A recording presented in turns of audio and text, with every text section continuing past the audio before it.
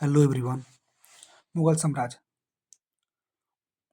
मुगल वंश के संस्थापक कौन थे? मुगल वंश के संस्थापक बाबर बाबर बाबर थे।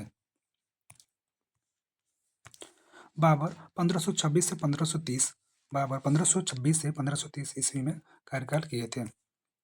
बाबर का जन्म फरवरी 1483 फरवरी में हुआ था। बाबर का जन्म फरवरी 1483 ईस्वी में हुआ था। इसके पिता उमर शेख मिर्जा फरगाना नामक छोटे राज्य के शासक थे। नेक्स्ट, बाबर फरगाना की गद्दी पर कितने ईस्वी में बैठा? बाबर फरगाना की गद्दी पर कितने ईस्वी में बैठा? 8 जून 1494 8 जून 1494 ईस्वी में बाबर फरगाना की गद्दी पर 8 जून 1494 ईस्वी में बैठा। नेक्स्ट,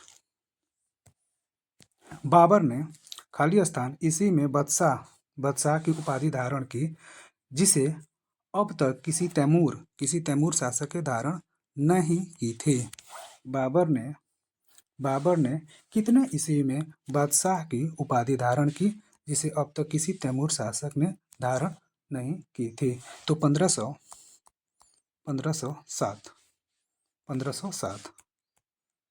1507 ईस्वी में बादशाह की उपाधि धारण की थी बाबर ने।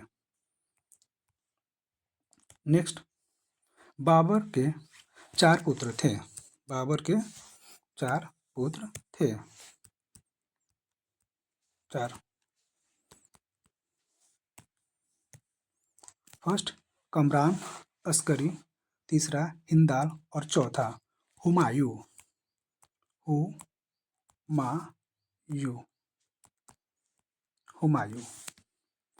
बाबर के 4 पुत्र थे। बाबर ने भारत पर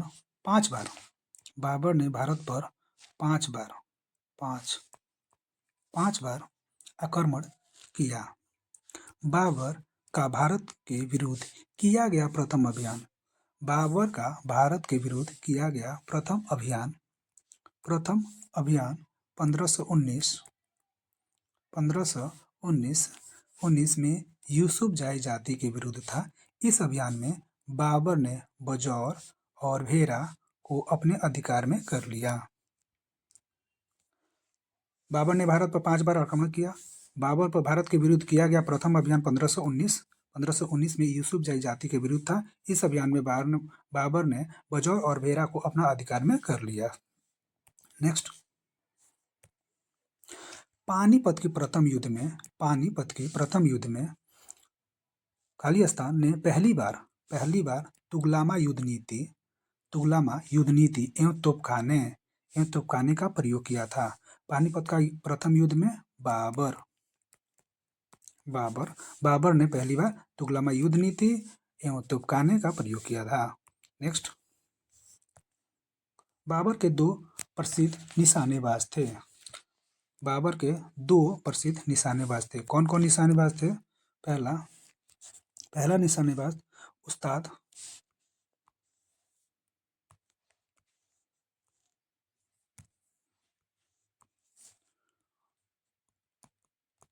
उस्ताद अली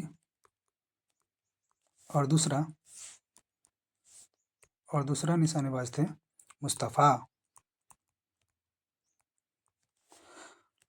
बाबर के 2 प्रसिद्ध निशानेबाज थे उस्ताद अली एवं मुस्तफ़ा, जिसने पानीपत के प्रथम युद्ध में भाग लिया था। नेक्स्ट, बाबर द्वारा लड़े गए प्रमुख युद्ध। पानीपत का प्रथम युद्ध 21 अप्रैल 1526 इब्राहिम लोदी और बाबर के बीच। इब्राहिम किसके बीच? इब्राहिम लोदी और बाबर।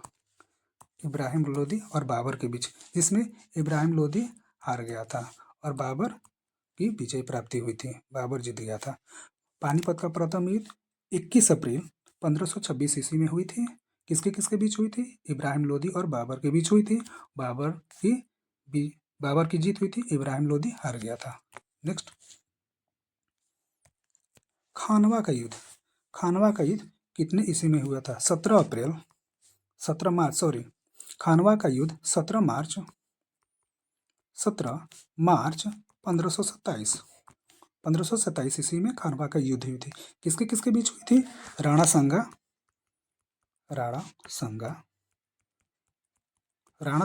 और बाबर। राणा संगा और बाबर के बीच हुई थी युद्ध। जीता किसने था? बाबर ने। हारा किसने? राणा संगा ने।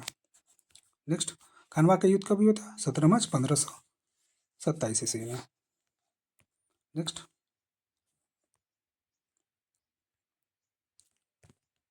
चंदेरी का युद्ध। चंदेरी का युद्ध कब हुआ था? 29 जनवरी। चंदेरी का युद्ध हुआ था 29 जनवरी 1528 में, 1528 ईस्वी में। किसके किसके बीच हुई थी? मेदिनी राय एवं बाबर। मेदिनी राय, इसको थोड़ा सा स्क्रॉल कर ले रहे हैं।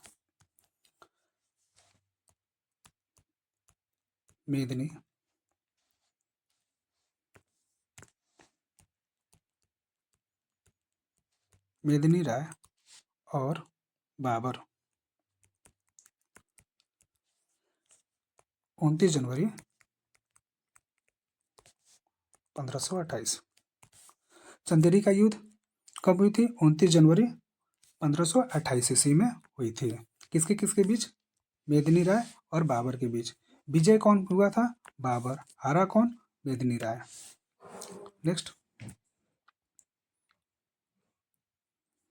घाघरा का युद्ध। घाघरा का युद्ध कब हुई थी? 6 मई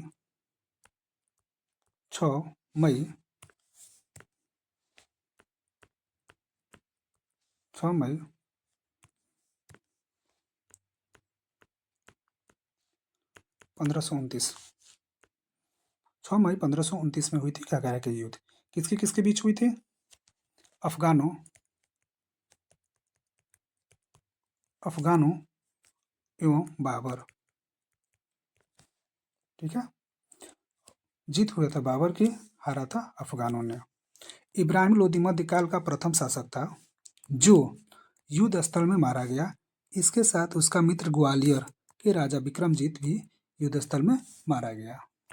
नेक्स्ट, नोट, किसने कोहिनूर हीरा ग्वालियर के दिवंगत राजा विक्रमजीत के परिवार से प्राप्त किया था? ठीक है, तो किसने कोहिनूर हीरा ग्वालियर के दिवंगत राजा विक्रमजीत के परिवार से प्राप्त किया था? Humayun. Right answer, Humayun. Next, Babur को अपनी उदारता के लिए कलंदर की उपाधि दी गई थी। नेक्स्ट, वे कौन थे जो मुसलमानों को तमगा नामक कर से मुक्त कर दिया था? वे कौन थे जो तमगा नामक कर से मुक्त कर दिया था? वे थे बाबर। नेक्स्ट, खानवा युद्ध में बाबर ने किसके खिलाफ जिहाद का नारा दिया? खानवा युद्ध में बाबर ने किसके खिलाफ जिहाद का नारा दिया और युद्ध में विजय के बाद गाजी के उपाधि धारण की? तो खानवा युद्ध में बाबर राणा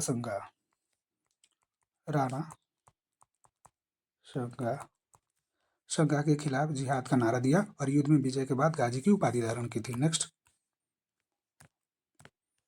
जहर दे देने के कारण राणा संगा की मृत्यु हो गई थी। ईस्वी बताना है, कितने ईस्वी में मृत्यु हो गई थी? 30 जनवरी 1527 1528 ईस्वी में 30 जनवरी 1528 ईस्वी को जहर दे देने के कारण राणा संगा की मृत्यु हो गई थी। करीब 48 वर्ष की आयु में खाली स्थान इसी को आगरा में बाबर की मृत्यु हो गई थी। 26 दिसंबर 1530। करीब 48 वर्ष की आयु में 26 दिसंबर 1530 ईस्वी में आगरा में बाबर की मृत्यु हो गई थी। नेक्स्ट, प्रारंभ में बाबर के शव को आगरा में आराम बाग में दफनाया गया। बाद में काबुल में उसे उसके द्वारा चुने गए स्थान पर दफनाया गया। नेक्स्ट, बाबर की मातृभाषा खालिस्तान थी, लेकिन वह अरबी और फारसी का भी अच्छा ज्ञाता था। बाबर की मातृभाषा तुर्की थी।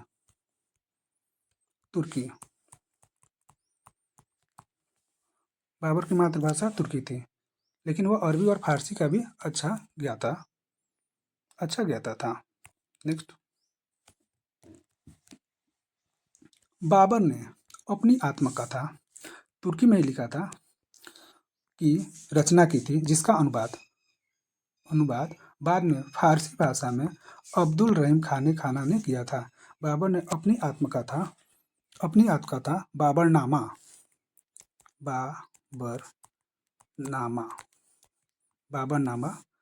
बाबरनामा की रचना की थी, जो कि तुर्की भाषा में थी, जिसका अनुवाद बाद में फारसी भाषा में अब्दुल रहीम खान ने किया था।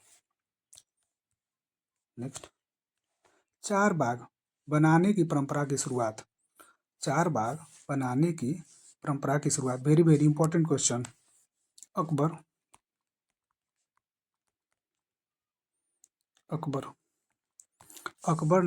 अकबर के समय ही हुई थी। चार बाग बनाने की परंपरा की शुरुआत अकबर के समय में हुई थी। नेक्स्ट,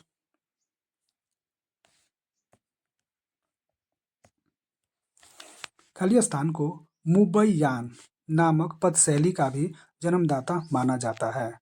ये माना जाता है बाबर को मुबैयान नामक पदशैली का भी जन्मदाता माना जाता है। बाबर प्रसिद्ध नक्शबंदी सूफी ख्वाजा उबैदुल्ला अहरार का अनुयायी था। नेक्स्ट, बाबर का उत्तराधिकारी